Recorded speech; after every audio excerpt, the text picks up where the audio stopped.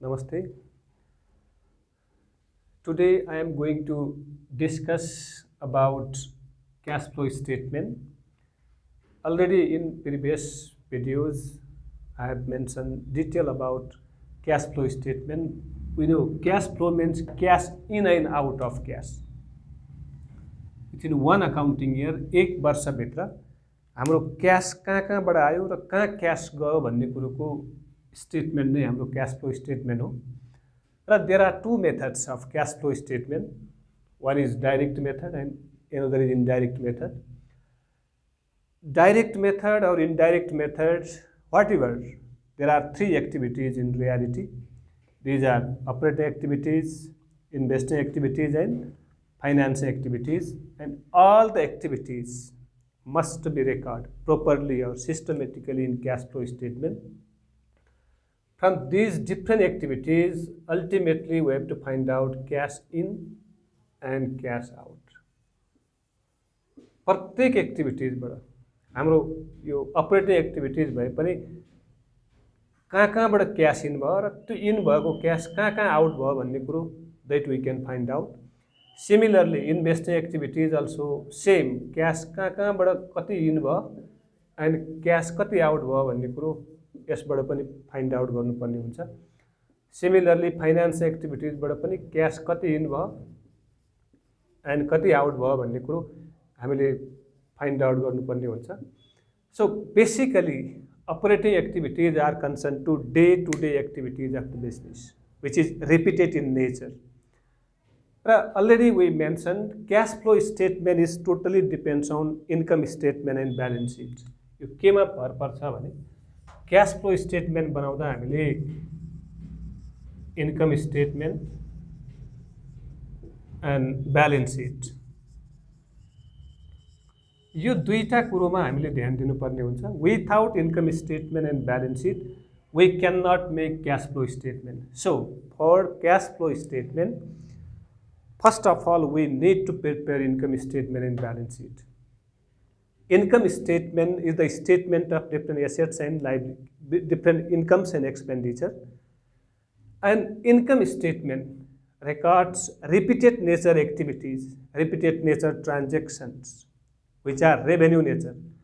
र एक्ज्याक्टली कति हाम्रो विभिन्न सोर्सेसबाट इन्कम कति आयो र त्यो इन्कमबाट विभिन्न चाहिँ युजेज कहाँ हाम्रो एक्सपेन्स भयो भन्ने कुरो क्याल्कुलेट गर्नको लागि इन्कम स्टेटमेन्ट बनाइन्छ. र income statement based on accrual basis, यो चाहिँ एक्रुअल बेसिसमा बेस हुन्छ, एक्रुअल कन्सेप्टमा बेस हो. र क्यास कन्सेप्ट भनेको this is cash flow statement is totally based on cash concept, cash basis. र क्यास बेसिसले क्यास मात्र रेकर्ड गर्छ, accrual basis records both cash and credit. त्यसैले इन्कम स्टेटमेन्टको बेसमा एक्ज्याक्टली हाम्रो प्रफिट अथवा लस कति भयो भन्ने कुरो फाइन्ड आउट गर्नको लागि एक्रुअल बेसिसमा यो बनाइन्छ. ब्यालेन्स सिट पनि सेम एक्रुअल बेसिसमै डिपेन्ड हुन्छ.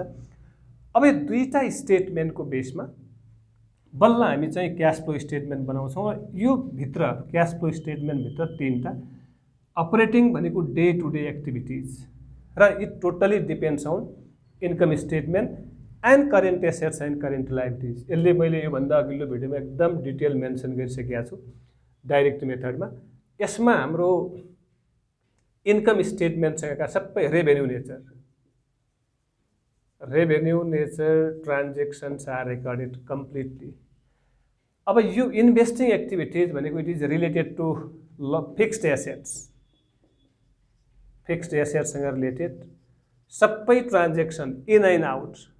कुनै पनि बिजनेसले फिक्स्ड एसेट कहाँबाट किन्यो र किनिसकेपछि कहिलेकाहीँ त्यो यदि हामीले ओल्ड एसेट सेल गऱ्यौँ भने कति इन भयो भन्ने कुरो आइडेन्टिफाई इन्भेस्टिङ एक्टिभिटिजबाट हुन्छ.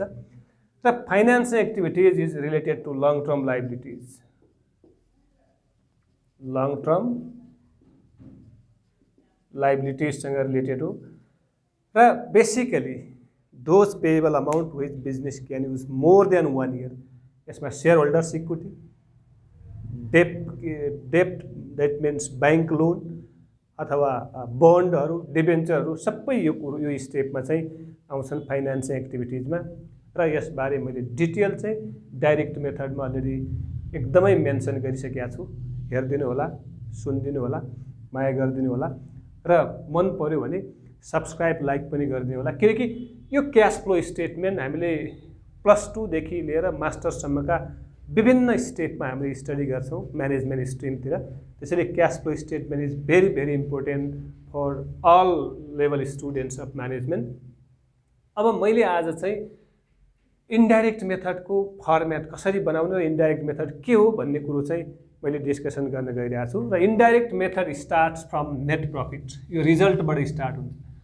अस्ति हामीले इनपुटबाट स्टार्ट हुन्छ भनेको थियो भने यो चाहिँ एकदमै रिजल्ट आउटपुटबाट स्टार्ट हुन्छ र विभिन्न नन क्यास एक्टिभिटिज अथवा नन क्यास ट्रान्जेक्सनहरू हामी क्यास फ्लो स्टेटमेन्टभित्र रेकर्ड गर्दैनौँ, त्यो चाहिँ हामीले घटाउँछौँ।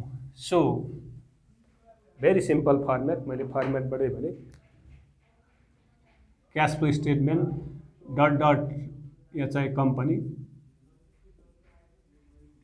company cash flow statement, it is also as on last date for the year ended as on or for the year ended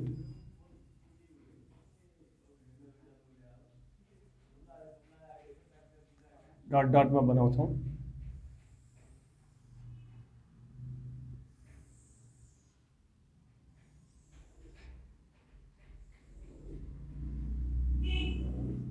एकदमै सजिलो हो, डाइरेक्ट मेथडभन्दा धेरै सजिलो। Particular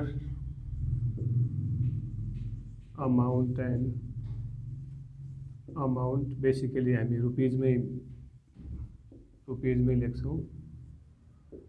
in the context of Nepal and India rupees. So हामीले it starts from net profit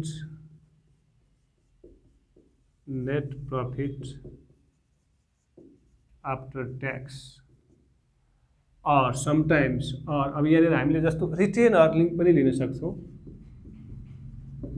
retain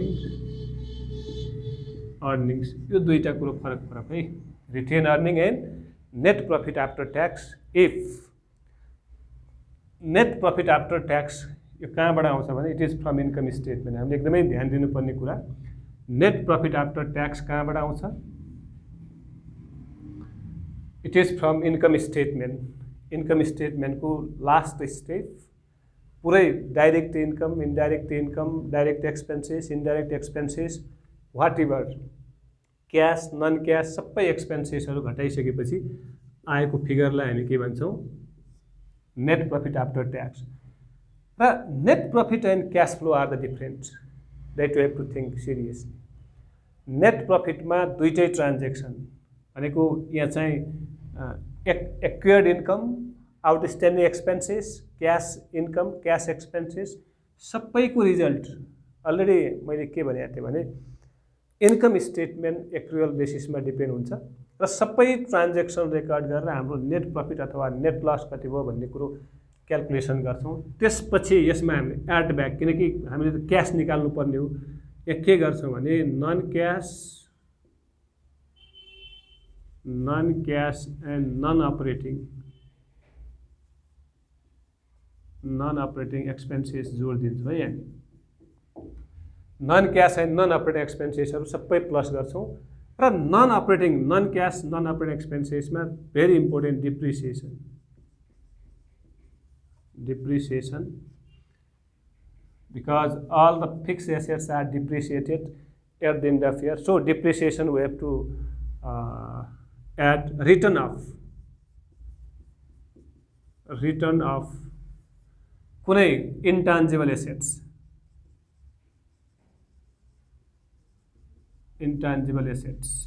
यो depreciation on tangible assets, fixed assets, किनकि यस्ता ट्रान्जेक्सनले हाम्रो के घटाएको हुन्छ? प्रफिट चाहिँ घटाएको हुन्छ, तर क्यासमा यसले कुनै इफेक्ट गर्दैन। Net profit after tax calculation गरेका छौँ भने प्रोभिजन फर ट्याक्सेसन, ट्याक्स,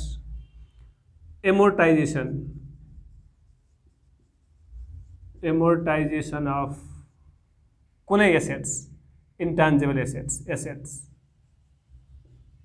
यस्ता विभिन्न ट्रान्जेक्सनहरू इन्कम स्टेटमेन्टमा रेकर्ड गरे हुन्छ र इन्कम स्टेटमेन्टबाट प्रफिट घटेको हुन्छ। त्यसैले हामीले एड ब्याक गर्ने loss on sale of assets. यदि हामीले एसेट्स सेल गर्दाखेरि लस भयो भने त्यो लसलाई पनि हामीले के गरिदिनु पर्ने हुन्छ, एड ब्याक गर्नुपर्ने हुन्छ। र यो विभिन्न यस्ता कुराले हाम्रो क्यास घटाउँदैन तर प्रफिट घटाउँछ। त्यसैले हामीले चाहिँ नेट प्रफिट आफ्टर ट्याक्समा सबै यस्ता कुराहरू के गरिदिनुपर्छ, जोडिदिनु पर्ने हुन्छ। यो जोडिसकेपछि बल्ल हाम्रो एक्ज्याक्टली क्यास आउँछ। लेस, अब घटाउनु पर्ने है, lace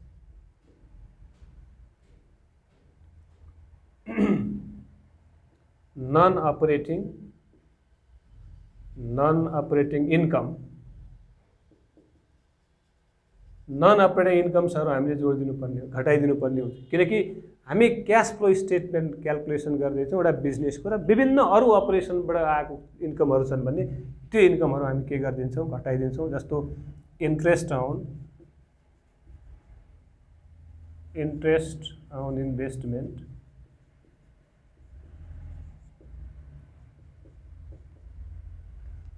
dividend received,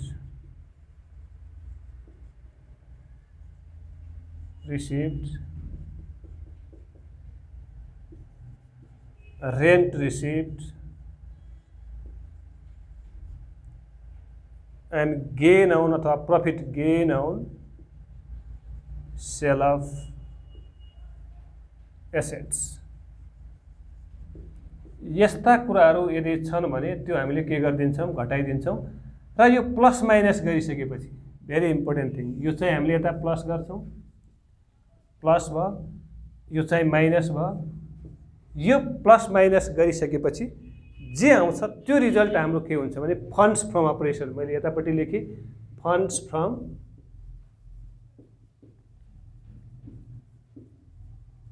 operation.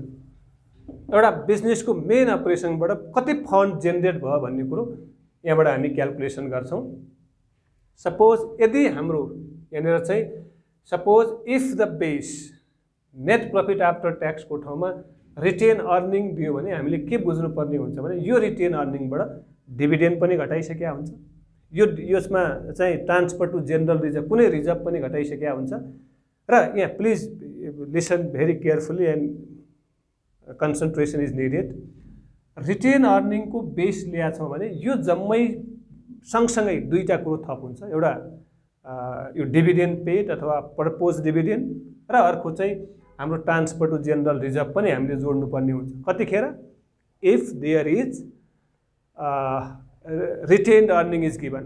Retain अर्निङको बेसमा हामी इन्डाइरेक्ट मेथडमा चाहिँ क्यास फ्लो स्टेटमेन्ट बनाउँछौँ भने यो जम्मै कुरो त प्लस गर्ने यो सँगसँगै हामीले यहाँ चाहिँ यसले रिजर्भले पनि घटाइसकेका हुन्छ अथवा डिभिडेन्डले पनि घटाइसकेका हुन्छ। यो कुरा दिएको छ भने यो पनि जोडिदिन्छौँ। त्यसैले base is the important one. यो बेस के दिएको छ भन्ने कुरोले एकदमै इम्पोर्टेन्ट रोल खेल्छ, त्यो बुझ्नुपर्ने हुन्छ है, very serious thing. And then अब हामीले के क्यालकुलेसन गर्यो, फन्ड्स फ्रम अपरेसन आयो है त। फन्ड्स फ्रम अपरेसन आइसकेपछि यतापट्टि लेखेँ यहाँनिर funds from operation, funds from operation,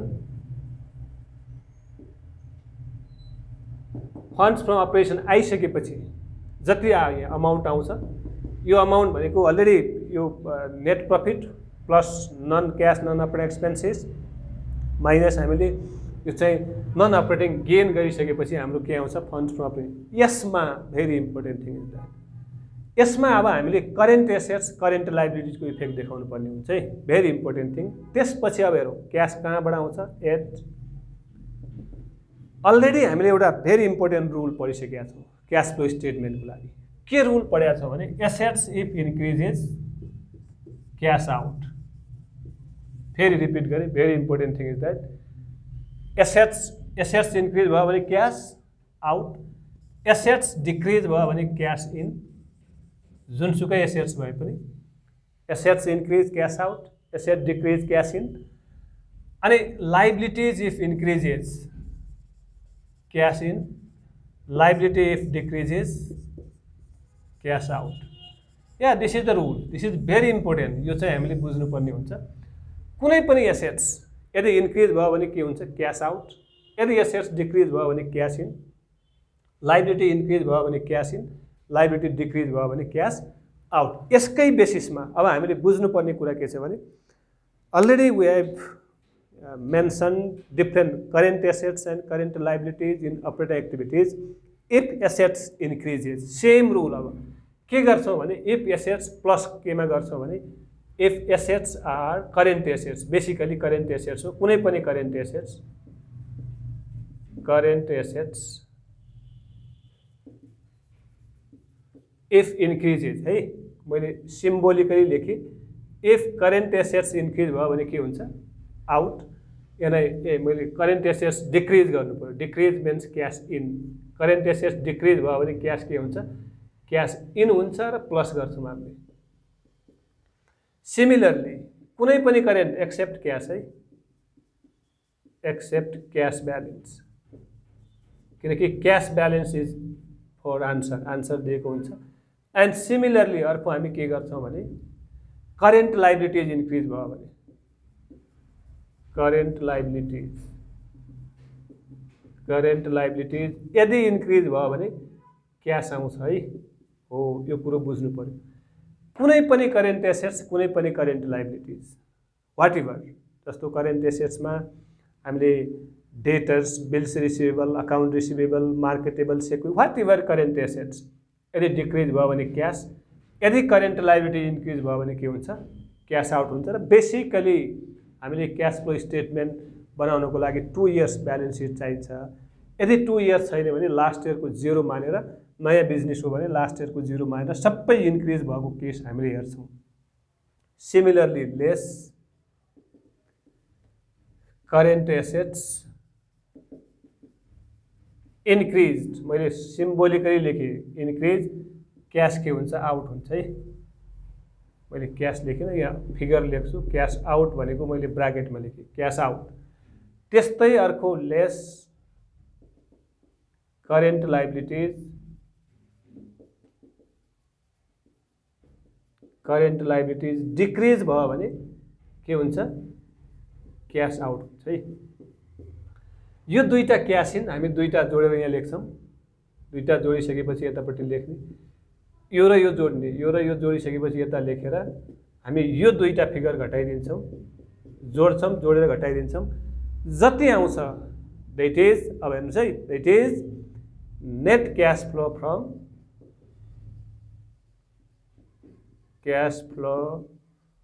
from operating activities. This is the figure. Very first step is there. There are 3 activities in cash flow statement, which already mentioned detailedly. One is operating, second one is investing, third one is financing activities. अब हेर्नुहोस् है, यदि direct मेथडमा हामी सेल्सबाट start गरेका थियौँ र जम्मै यसरी नै हामीले sales, cost of goods sold, operating expenses, विभिन्न अदर इन्कम्सलाई कन्सिडर गरेर एसेट्स एन्ड करेन्ट लाइबिलिटिजको इफेक्ट पनि देखाउँदै हामीले cash flow from operating activities calculation गरेका थियौँ। अहिले चाहिँ डाइरेक्ट मेथड भन्दा पनि सजिलो हो। यो हामीले के बुझ्नुपर्छ भने नन अपरेटिङ र नन क्यास एक्सपेन्सेस र नन अपरेटिङ इन्कमहरू छुट्याउने र यिनीहरूको प्लस माइनसको बेसमा यो नेट प्रफिट आफ्टर ट्याक्समा जुन हाम्रा क्यास नन क्यास एक्टिभिटिजहरू हुन् तिनीहरूलाई प्लस गर्ने, नन अपरेटिङ चाहिँ हाम्रा इन्कमहरू माइनस गर्ने र त्यसमा करेन्ट एसेट्स, करेन्ट लाइबिलिटिजको इफेक्ट देखाइसके बित्तिकै हाम्रो के आउँछ, net cash flow from operating activities. Yeah this is the difference between 2 systems, 2 methods, direct and indirect. And next 2 steps, 2 activities are same, no change.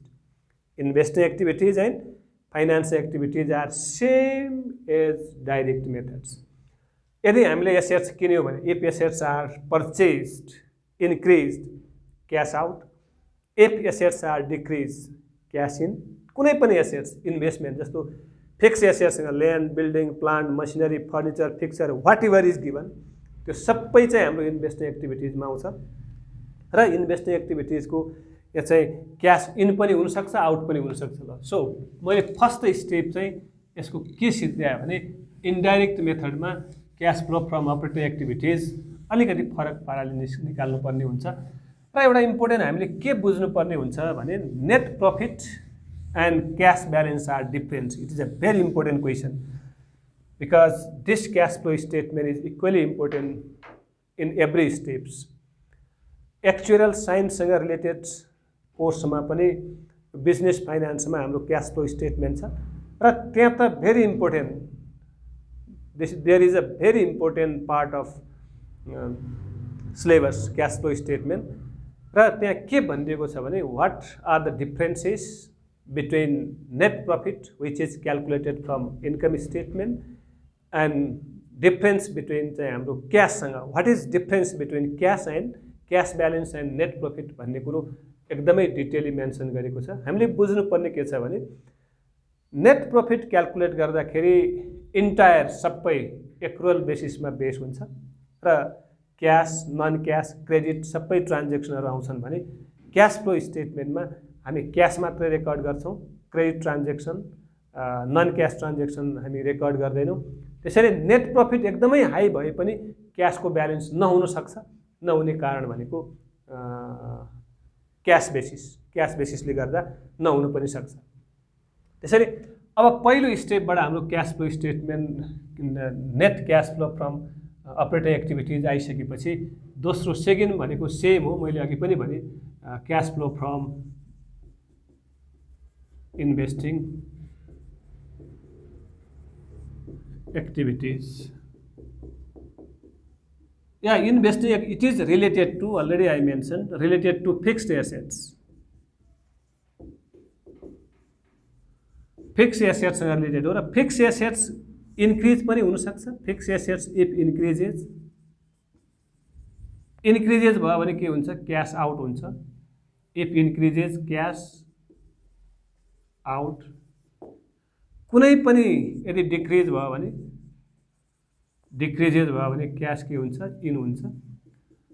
कुनै पनि fix assets it may investment भयो भने पनि हामीले इन्क्रिज भयो कि decrease भयो भन्ने बेसमा क्यासको इन र आउट क्यालकुलेसन गर्न सक्छौँ। एउटा इम्पोर्टेन्ट कुरो के चाहिँ बुझ्नुपर्ने हुन्छ भने र cash flow statement is depends on income statement and balance sheet. यदि कुनै एसेट्सको बुक भ्यालु दिएको छ भने हामीले ब्यालेन्स सिटमा रेकर्ड गर्दाखेरि book value fair price record गर्छौँ किनकि ओरिजिनल कस्टबाट डिप्रिसिएसन क्यालकुलेसन गरिसकेपछि आएको फिगर चाहिँ ब्यालेन्स सिटमा रेकर्ड हुन्छ। त्यसैले यदि डिप्रिसिएसन एडजस्टमेन्टमा दिएको छ र अरू केही इन्फर्मेसन छैन भने हामीले डिफरेन्स क्यालकुलेट गर्नको लागि डिप्रिसिएसन जोड्छौँ है। फर इक्जाम्पल अकाउन्ट बनाउँछौँ भने फिक्स एसेट्स अकाउन्ट बनाउनु पर्ने केस हुनसक्छ। त्यो भनेको इफ फिक्स एसेटसँग रिलेटेड कुनै एडिसनल इन्फर्मेसनमा दियो ट्रान्जेक्सन भने त्यतिखेर हामीले अकाउन्ट खोल्नुपर्ने हुन्छ, नत्र सामान्यतया अकाउन्ट खोल्नुपर्ने हुँदैन। जस्तो मानौँ मैले यो मसिनको कुरा गरेँ,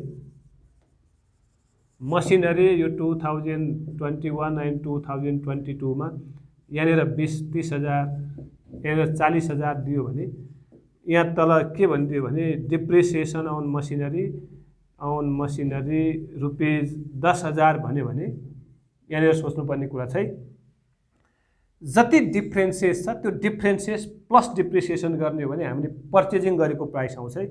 जस्तो हाम्रो कतिले बढ्यो भने 10,000ले त बढ्यो अलरेडी, तर 10,000 डिप्रिसिएसन घटेको छ भने हामीले किनेको सामानको किनेको एसेट्सको त्यो किनेको मसिनको मूल्य चाहिँ 20,000 हुन पाउँछ है। एउटा यो कुरो चाहिँ बुझ्नुपर्ने हुन्छ। यदि हामीले कुनै फिक्स एसेटसँग रिलेटेड ट्रान्जेक्सन अथवा एक्टिभिटिजको इन्फर्मेसन एडजस्टमेन्टमा दियो भने त्यतिखेर हामीले अकाउन्ट खोल्नुपर्ने हुन्छ।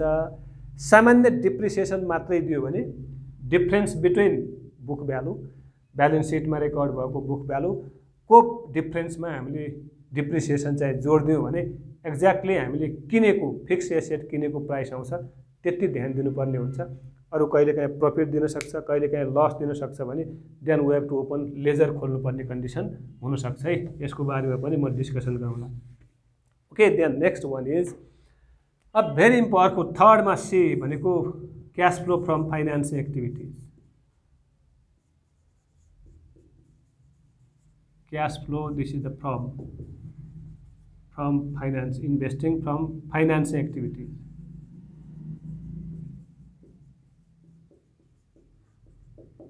Yeah, it is related to long term basically यसको दुईटा कम्पोनेन्ट, एउटा इक्विटी एउटा डेट।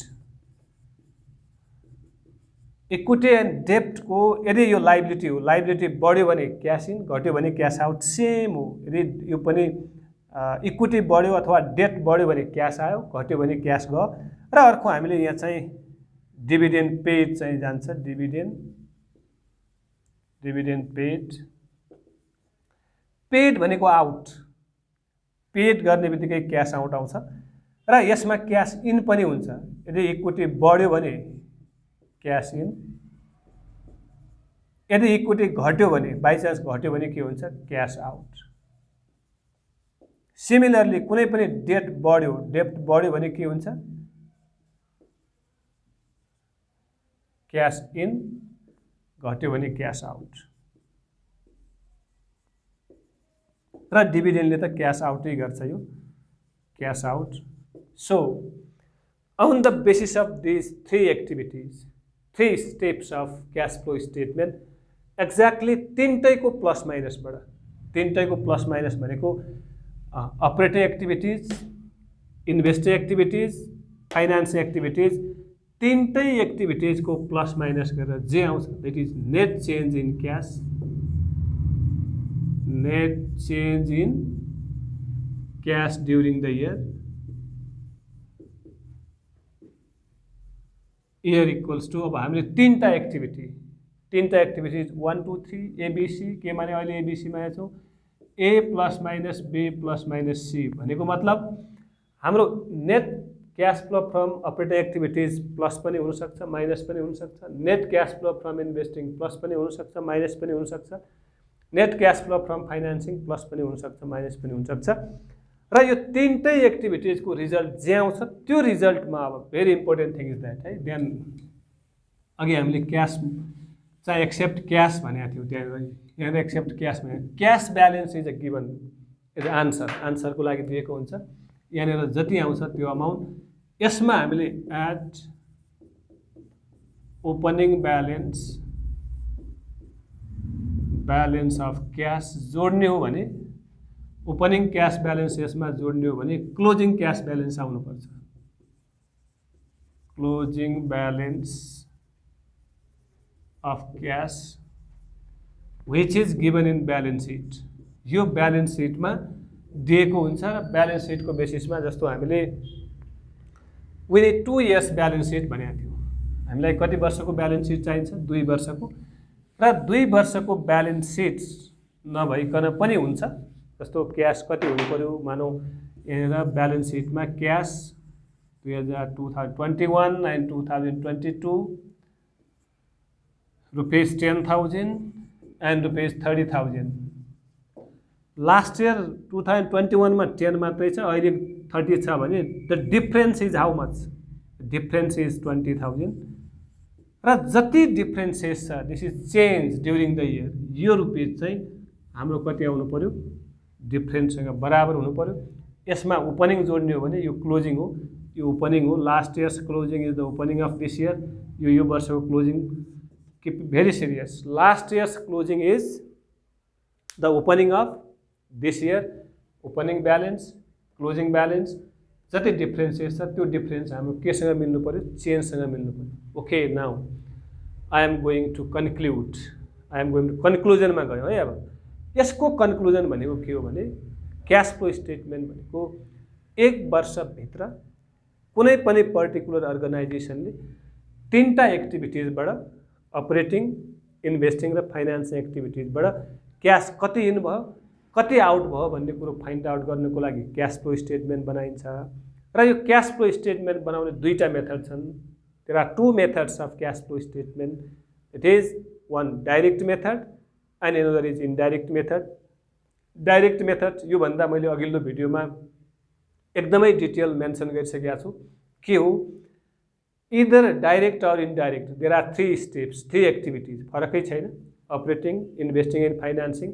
र इन्डाइरेक्ट मेथडमा क्याल्कुलेसन गर्ने अपरेटिङ एक्टिभिटिज मात्रै फरक हो because operating activities starts from net प्रफिटबाट जस्ट मैले एकदमै डिटेल सबै आउने कुराहरू मेन्सन गरिसकेको छु। Please it is my request to you, सुनिदिनु होला किनकि यो एकदमै नलेजेबल इन्फर्मेसन हो। मजाले सुनिदिनु होला, लाइक गरिदिनु होला, कमेन्ट गरिदिनु होला, माया गरिदिनु होला, फिडब्याक दिनु होला। Thank you very much. Thank you.